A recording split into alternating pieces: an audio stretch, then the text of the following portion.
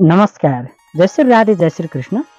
धनतेरसको पूजा हामीहरूले कति बेला गर्नुपर्दछ, कसरी गर्नुपर्दछ, के कुराहरूको पूजामा आवश्यकता हुन्छ र पूजा गर्ने विधान के हो, यसको अत्यन्तै सजिलो विधान, सजिलो तरिकाले मैले हजुरहरूलाई पूजा गर्ने विधान सिकाउने छु, जुन सिकेर हजुरहरूले आफैले आनन्दसित केही विधि नछुटाइकन पूजा गर्न सक्नुहुनेछ। मित्रहरू, धनतेरसको दिनमा पूजा गर्नको निम्ति घरमा मूर्तिहरू छैनन् भने मूर्ति नभएको अवस्थामा हामीहरूले कसरी पूजा गर्न सक्छौँ, यसको विषयमा मैले हजुरहरूलाई जानकारी गराउनेछु। भिडियोलाई अन्तिमसम्म हेरेर साथ भने अवश्य नै दिनुहोला। सबैभन्दा पहिला सुरुमा धनतेरसको पूजा कति बजे गर्ने हो, कति बेला गर्ने हो भन्ने कुरा हामीहरूले जान्नुपर्ने हुन्छ। धनतेरसको पूजा जुन धन्वन्तरी भगवानको कुबेर लक्ष्मी गणेशको हामीहरूले पूजा गर्छौँ, त्यो धनतेरसको पूजा प्रदोष कालमा गर्नु भनेर बताइएको छ। तपाईँको कारणले बेलुका सूर्यास्त भए पछाडि हामीहरूले प्रदोष कालमा सूर्यास्त हुने बित्तिकै 45 मिनटभित्रको समयलाई विशेष प्रदोष काल भनिन्छ। त्यही समयमा हामीहरूले पूजा गर्नुपर्छ। अब पूजा गर्नका निमित्त हामीहरूले सबैभन्दा पहिला एउटा पूजा कोठा हामीहरूले छुट्याउनु पर्छ, अथवा पहिलादेखि नै पूजा गरेको स्थान जहाँ छ त्यसलाई पहिला लिप्ने ठाउँ हो भने गाईको गोबरले लिप्नुपर्छ, होइन भने पनि पोछा लाउने ठाउँ भने त्यसमा चाहिँ तपाईँले सामुद्रिक नुन राखेर त्यसलाई पोछा लगाउनुहोस्। सबैभन्दा पहिला त स्क्रिनमा देखाए जस्तै गरेर हजुरहरूले एउटा रातो कपडा अथवा पहेँलो कपडा भुइँमा बिछाउनुहोस्। यसरी कपडा बिछाइसके पछाडि तपाईँहरू आफू पूर्व फर्किने गरेर तपाईँ चाहिँ पूजा गर्दा पूर्व फर्कियोस् अथवा उत्तर फर्कियोस्, यसरी चाहिँ पूजा गर्ने त्यो स्थानमा चाहिँ तपाईँले स्थापना गर्नुपर्ने हुन्छ। यदि तपाईँले जान्नुहुन्छ भने तपाईँले यसरी स्वस्तिक चिन्ह, अष्टदल चिन्ह जे जान्नुहुन्छ, चामलको अथवा गहुँको पिठोको तपाईँहरूले चाहिँ पिठोको चाहिँ रेखी राख्न सक्नुहुन्छ, अथवा केही नजाने चन्दनले यसरी स्वस्तिक चिन्ह बनाउन सक्नुहुन्छ। यसरी एउटा, दुईटा, तीनटा माथि दियो कलश गणेश, तलपट्टि लक्ष्मी गणेशको बिचमा कुबेरको उत्तरपट्टि र धन्वन्तरीको यतापट्टि, यसरी तपाईँहरूले 7वटा स्वस्तिक चिन्ह अथवा अष्टदल चाहिँ त्यो रातो कपडामा चन्दनले बनाउनुहोस् है। यसरी बनाइसके पछाडि सबैभन्दा पहिला हामीहरूले यहाँनिर हामीले पूजा गर्ने स्थानमा बस्दाखेरि जहिले पनि आफ्नो दाहिने हातपट्टि दियोलाई स्थापना गर्छौँ। तपाईँहरूले एउटा दियो बनाउनुहोस् र यो रेखी राखेको ठाउँमा अलिकति एउटा केही भाँडोमा अलिकति चामल राखेर अथवा त्यही थोरै चामल राखेर चामलमाथि दियोलाई स्थापना गर्नुहोस्। यसरी दियोलाई स्थापना गरिसके पछाडि दियोको छेउमा हाम्रो अगाडि त्यो बिचमा चाहिँ गणेशको स्थापना गर्नुहोस्। गणेशको घरमा मूर्ति छ भने मूर्ति राख्न सकियो। यदि मूर्ति केही छैन भने एउटा जट्टा नरिवल अथवा सुकेको नरिवल पनि राखेर गणेशजी मानेर पूजा गर्न सकिन्छ। त्यो पनि भएन भने एउटा सुपारी राखेर गणेश स्थापना गर्नुहोस्। अब दियो स्थापना गर्नुभयो, अनि गएर बिचमा गणेश स्थापना गर्नुभयो। अब आफ्नो हातको देब्रेपट्टि जहाँनिर यहाँ मैले देखाएको छु, यहाँनिर तपाईँले पूजाको लागि मेन कलश, मुख्य कलश स्थापना गर्नुहोस्। कलश स्थापना गर्दाखेरि तलबाट थोरै धान चामल पनि राख्न सकिन्छ। त्यसमाथि कलश राख्ने, कलशमा आँप, बर, पिपल, डुम्री, पाकरी जस्ता यी पञ्चपल्लवका चिजहरू, बेलपत्र, दुबो, फुलहरू, यी जे चिजहरू छन् तिनलाई पनि राखिदिनुहोस्। कलशलाई पहेँलो सेतो कपडाहरू बेरिदिनुहोस्। भगवान गणेशलाई रातो कपडा पनि अर्पण गर्नुहोस्। यसरी हामीहरूले कलशको स्थापना गरियो। के स्थापना गरियो त भन्दाखेरि दियो स्थापना गरियो, बिचमा गणेश र छेउमा कलशको स्थापना गरियो। अब हामीहरूले त्यो दियो कलश र गणेशको अगाडिपट्टि बिचमा हामीहरूले लक्ष्मी सहित गणेशको स्थापना गर्नुपर्दछ। यदि हजुरहरूको घरमा लक्ष्मी सहित गणेशको मूर्ति छ भने त्यो मूर्तिलाई त्यहाँनिर तपाईँहरूले राख्नुपर्छ। राख्दाखेरि त्यो अष्टदलमाथि चाहिँ तपाईँहरूले थोरै चामल राखेर त्यहाँमाथि लक्ष्मी गणेशको मूर्ति राख्न सक्नुभयो। एउटा चाहिँ केही प्लेट पात्रमा, अथवा चाहिँ छैन भने दुईवटा सुपारी राखिदिनुहोस् लक्ष्मी गणेश मानेर। अनि लक्ष्मी गणेशको भनेको तपाईँको हातको दाहिनेपट्टि साइडतिर कुबेर भगवानको स्थापना गर्नुहोस्। कुबेरको मूर्ति छ, फोटा छ भने कुबेरको मूर्ति फोटालाई राखिदिनुहोस्। अनि छैन भने एउटा सुपारी कुबेर भनेर यसरी स्थापना गर्नुहोस्। स्क्रिनमा देखाइएकै छ। अनि गएर तपाईँको हातको देब्रेपट्टि लक्ष्मी गणेशको यतापट्टि चाहिँ तपाईँले धन्वन्तरी भगवानको स्थापना गर्नुहोस्। धन्वन्तरीको ठाउँमा हामीहरूले भगवान विष्णुको, किनकि धन्वन्तरी भनेको भगवान विष्णु नै हो, त्यो भएको कारणले भगवान विष्णुका विग्रहहरू पनि राख्न सक्छौँ, अथवा धन्वन्तरीको फोटा मूर्तिहरू पनि पाइन्छ। त्यस्तो किसिमको तपाईँहरूले धन्वन्तरीको मूर्ति फोटा जे छ त्यो राख्नुहोस्, छैन भने एउटा सुपारी राखिदिनुहोस्। यसरी हामीले पहिला सबभन्दा सुरुमा भुइँमा हामीहरूले स्थापना गरियो, स्क्रिनमा देखाए जसरी यसरी स्थापना गर्नुहोस्। यसरी स्थापना गरिसके पछाडि हामीहरूले पूजाका निमित्त मूर्तिहरूलाई नुहाइदिनको निमित्त छुट्टा छुट्टै दुध, दही, घिउ, मह, चिनी हैन यस्ता चिजहरू छुट्टै राख्न पर्यो, छुट्टा छुट्टै। अनि यी पाँचैवटा चिज मिसाएर एउटा भाँडोमा पञ्चामृत बनाउनु पर्यो। एउटा भाँडोमा जौँ, तिल, कुश, चन्दन, अक्षता, फुल मिसाएको जौँ तिलानीको जल बनाउनु पर्यो, कर्मपात्रको जल भन्छ त्यसलाई।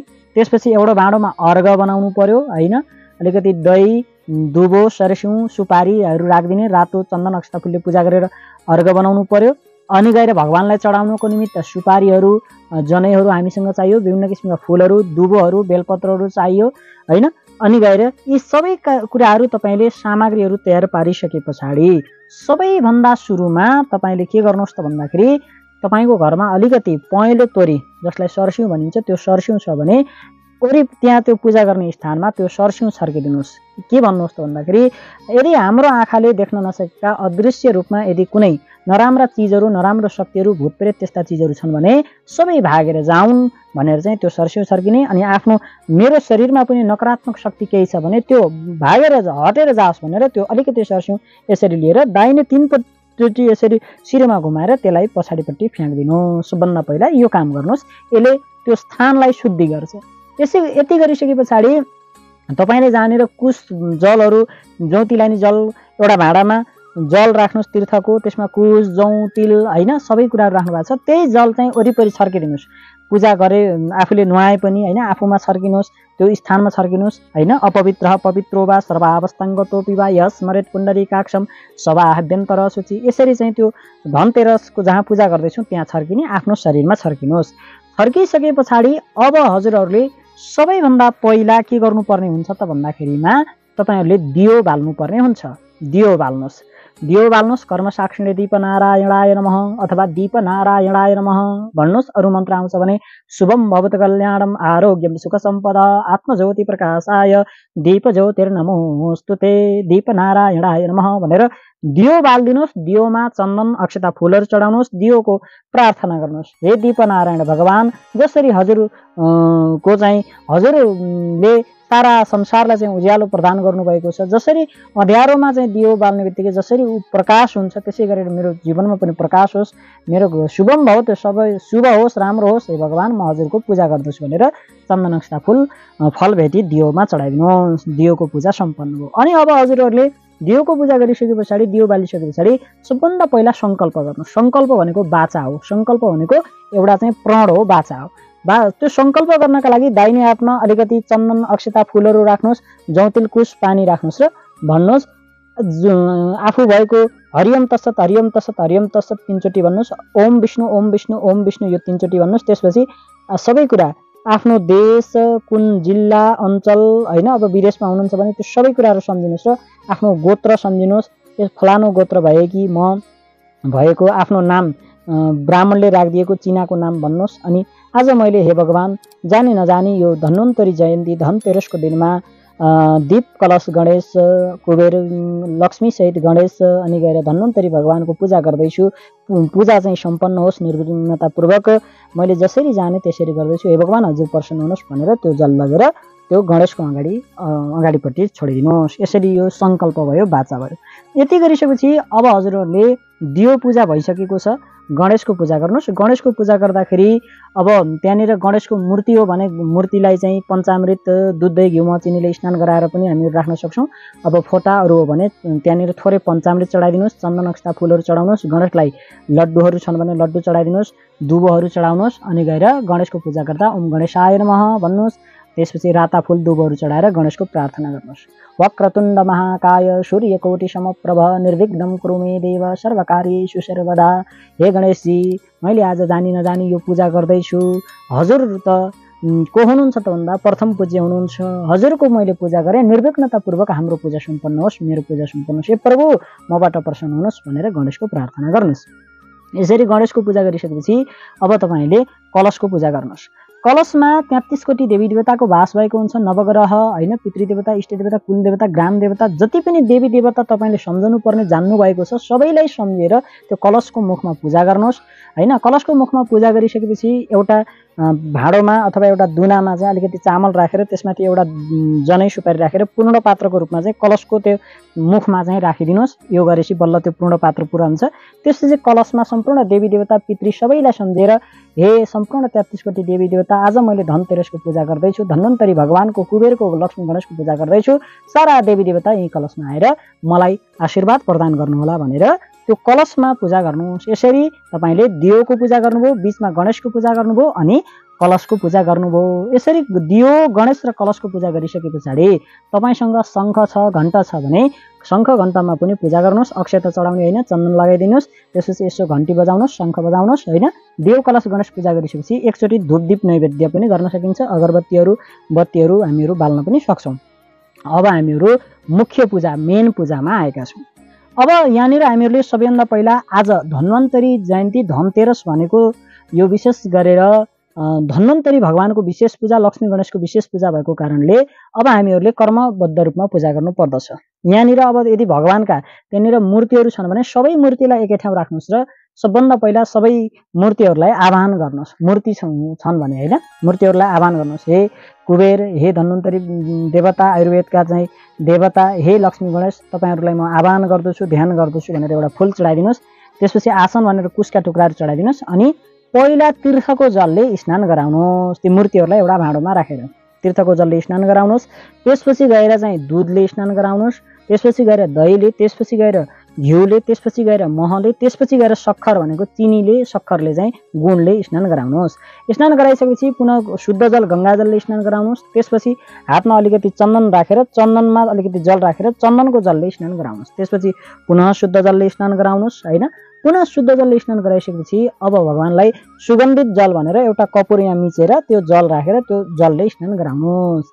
छुट्टा छुट्टै प्रत्येक भगवानलाई, धन्वन्तरीलाई, लक्ष्मी गणेशलाई, कुबेरलाई छुट्टा छुट्टै गराउन सकियो, एकै ठाउँ गराउन सकियो। यसरी सबै देवताहरूलाई स्नान गराउनुहोस्। स्नान गराइसके पछाडि अब भगवानलाई सफा शुद्ध वस्त्रले चाहिँ पुछपाछ गर्नुहोस् होइन। नुहाइसकेपछि त पुछ्नु पर्यो, पुछपाछ गर्नुहोस्। पुछपाछ गरिसकेपछि भगवानलाई आफ्नो स्थानमा अघि बताएको जसरी धन्वन्तरीलाई यता तपाईँको हातको देब्रेपट्टि, बिचमा लक्ष्मी गणेश अनि गएर दाहिनेपट्टि कुबेरलाई राख्नुहोस्। यसरी राखिसकेपछि अब तपाईँहरूले भगवानलाई सबैलाई चन्दन लगाइदिनुहोस्। पहिला चन्दन लगाइदिनुहोस्। सबैलाई कपडा चाहिँ वस्त्रहरू राखिदिनुहोस्। लक्ष्मी गणेशलाई 16 श्रृङ्गारको सामग्री ल्याउनु भएको छ, रातो कपडा विशेष गरेर लक्ष्मी गणेशलाई अर्पण गर्नुहोस् होइन। यता कुबेरलाई तपाईँहरू अर्पण गर्नुहोस् पहेँलो कपडा, यता चाहिँ धन्वन्तरीलाई पहेँलो अथवा सेतो कपडाहरू अर्पण गर्नुहोस् होइन। अथवा ध्वजा भए पनि तपाईँहरू अर्पण गर्नुहोस्। जनैहरू अर्पण गर्नुहोस्, सुपारी अर्पण गर्नुहोस्। आफूसँग भएका चन्दन, अक्षता, फुल, अब नाना किसिमको चाहिँ जे सामग्रीहरू छन् सबै अर्पण गर्नुहोस्। सबै अर्पण गर्नुहोस्। सबै देवताको प्रार्थना गर्नुहोस्। सबैसँग चाहिँ क्षमा माग्नुहोस्। अर्पण गरिसकेपछि अब तपाईँले केही चिजहरू किनेर ल्याउनु भएको छ, कुचो इत्यादि केही घरमा राख्नको निमित्त जुन हामीहरूले धनतेरसको दिनमा किन्ने भनेका सामग्रीहरू थिए त्यस्ता केही चिजहरू छन् घरमा भने ती ल्याएका सामग्रीलाई पनि नजिकै राख्नुहोस्। अनि नजिकै राखेर चाहिँ ती सामग्रीमा पनि पहिला जल छर्किदिनुहोस्, त्यो पूजा गरेको जल, जौ तिलानीको जल। त्यसपछि गएर चाहिँ सबैमा चन्दन चढाइदिनुहोस्, अक्षता चढाइदिनुहोस्, फुल चढाइदिनुहोस्। अनि गएर कुचोमा धागो, रातो धागो बाँधिदिनुहोस् होइन। अन्यत्र पनि यसो पूजा गरिदिनुहोस्। अनि त्यस पछाडि गएर अब उनै लक्ष्मी गणेशसँग प्रार्थना गर्नुहोस्। हे गणेशजी महाराज, हे लक्ष्मी मैया, मैले जाने नजाने आज पूजा गरेँ, जे जस्तो भयो हजुरहरूले चाहिँ यो पूजालाई स्वीकार गर्नुहोस् भनेर आफूसँग भएका चिज चढाउनुहोस्। सारा चिज चढाइसके पछाडि अब तपाईँहरूले त्यो सामग्रीहरू पनि पूजा गरिसकेपछि अब धूपदीप नैवेद्य गर्नु पर्यो। पहिला धूप गर्नुहोस् होइन। अगरबत्ती बाल्ने, बाटेका धुपहरू बाल्ने जे छ त्यो धुप गर्नुहोस्।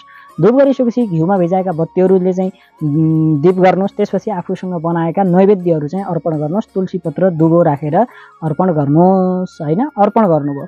त्यसपछि गएर अलिकति जल अर्पण गरिदिनुहोस्। जल अलिकति घुमाइदिनुहोस्। अनि गएर पूजामा कुनै पनि कुराको कमी भएको छ भने त्यसको परिपूर्ति होस् है भगवान भनेर आफूले भाव गरेर तपाईँले अनि गएर अलिकति दक्षिणा चढाइदिनुहोस्। दक्षिणा चढाइदिनुहोस्।